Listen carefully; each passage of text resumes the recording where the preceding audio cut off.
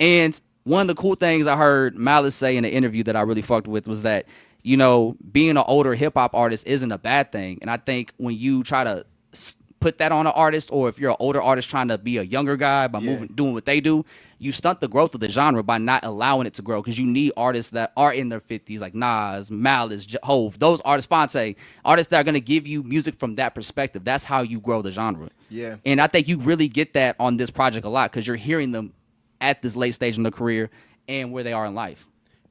Let's talk about the intro track.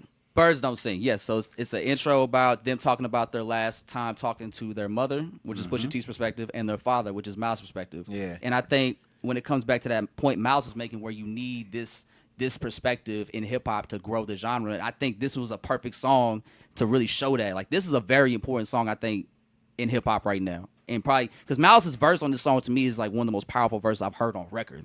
Like, that shit almost had me in tears, because he really painted the picture of you being at the house with him. He knocks on the door 3 times and you feel a chill go through his bones. Yeah. Like, Yeah. the way he painted the picture is like you found your father in his house, passed away. Like, in the way he talked about what he did, going through his dresser first, finding post-it notes with Bible quotes. Like, was you preparing then? Like, man, I think his pen was so phenomenal just in that moment. And coming from the Clipse, you start a Clipse album like this. Like, Yeah. that's a powerful way to make your return, man. I'm glad they gave their parents that moment. And watching the Tiny Desk, I was really amazed how composed Malice was performing that verse, because that's such a powerful verse. And in one of the interviews he did, I think it was with Ebro or the Breakfast Club, where he said, with me and my father talked every day. And so when he passed, there was no stone left unturned. We knew how we felt about each other. He knew I loved him, and I knew he loved me. So now that he moved on, like, I'm at peace with it. And that's how I'm able to talk to you about it. And I just thought that was just like such a powerful thing. And for him to put on record like this kind of vulnerability we haven't heard from the Clips before at this level, was like, it's so well done, man. I love it. What do you guys think about it?